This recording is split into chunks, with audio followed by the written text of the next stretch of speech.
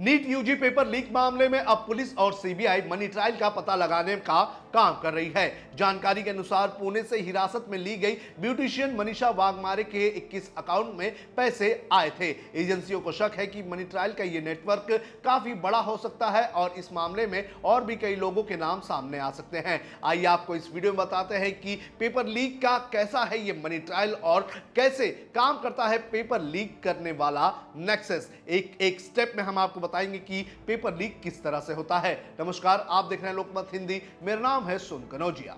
जानकारी के मुताबिक सीबीआई और पुणे पुलिस की क्राइम ब्रांच ने संयुक्त कार्रवाई करते हुए बुधवार तड़के पुणे के बिबेवाड़ी इलाके से मनीषा वाघमारे को हिरासत में लिया। जांच एजेंसियों के अनुसार वो नीट यूजी पेपर लीक मामले में तीसरी संदिग्ध आरोपी मानी जा रही है। बताया जा रहा है कि मनीषा पेशे से ब्यूटिशियन है, लेकिन जांच में उसके बैंक खातों में बड़ी संख्या में लेन देन सामने आने के बाद एजेंसियों का शक उसके ऊपर गहराया गया। फिलहाल उससे लगातार पूछताछ की जा रही है। इस मामले में सबसे बड़ा खुलासा मनीषा वाघमारे के बैंक खातों को लेकर हुआ है। जांच एजेंसियों को पता चला है कि उसके नाम से कुल 21 बैंक खाते संचालित हो रहे थे और इन खातों में करीब 10 लाख से ज्यादा रकम जमा किए गए थे। सीबीआई सूत्रों के मुताबिक इन खातों में कई ट्रांजैक्शन नीट परीक्षा के आसपास हुए हैं। अब एजेंसियां ये पता लगाने का काम कर रही हैं कि ये पैसा किन लोगों ने भेजा और इसका इस्तेमाल किस काम के लिए किया गया। वहीं सीबीआई अब पैसों के नेटवर्क पर खास फोकस कर रही है। एजेंसियों को शक है कि पूरा रैकेट संगठित तरीके से काम कर रहा था और इसमें कई राज्यों के लोग शामिल हो सकते हैं। सूत्रों के अनुसार सीबीआई मुख्यालय में हिरासत में लिए गए 5 आरोपियों से लगातार पूछताछ चल रही है। जांच एजेंसियां bank transaction, online payment, WhatsApp chat और दूसरे कम्युनिकेशन रिकॉर्ड्स भी खंगालने का काम कर रही है। अब आपको बताते हैं कि पेपर लीक होने के क्या है 6 स्टेप। पहला स्टेप, पेपर तक पहुंचने वाला मास्टरमाइंड। हर पेपर लीक के पीछे सबसे ऊपर होता है एक मास्टरमाइंड या फिर वो व्यक्ति जिसकी पहुंच printing press, transport system, treasury या परीक्षा से जुड़े किसी संवेदनशील नेटवर्क के साथ होती है। रिपोर्ट्स के मुताबिक नीट 2026 मामले में जांच एजेंसियों को शक है कि क्वेश्चन पेपर की कॉपी नासिक की एक प्रिंटिंग प्रेस से बाहर निकाली गई, फिर उसे आगे नेटवर्क के जरिए अलग अलग लोगों तक पहुंचाया गया। यहीं से शुरू होता है करोड़ों रुपए का ये खेल। दूसरा स्टेप, गेस्ट पेपर के नाम पर करोड़ों की डील।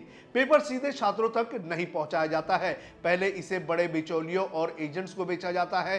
जांच में सामने आया है कि कई जगहों पर गेस्ट पेपर के नाम पर असली सवाल बेचे गए। इनकी कीमत 10 से 25 लाख रुपए तक बताई जा रही है। बताया जा रहा है कि कई मामलों में 400 सवालों का एक सेट तैयार किया गया, जिनमें से करीब 135 सवाल असली परीक्षा से मैच हुए। यानी गेस्ट पेपर सिर्फ नाम का था, असल में यह पूरा पेपर लीक था।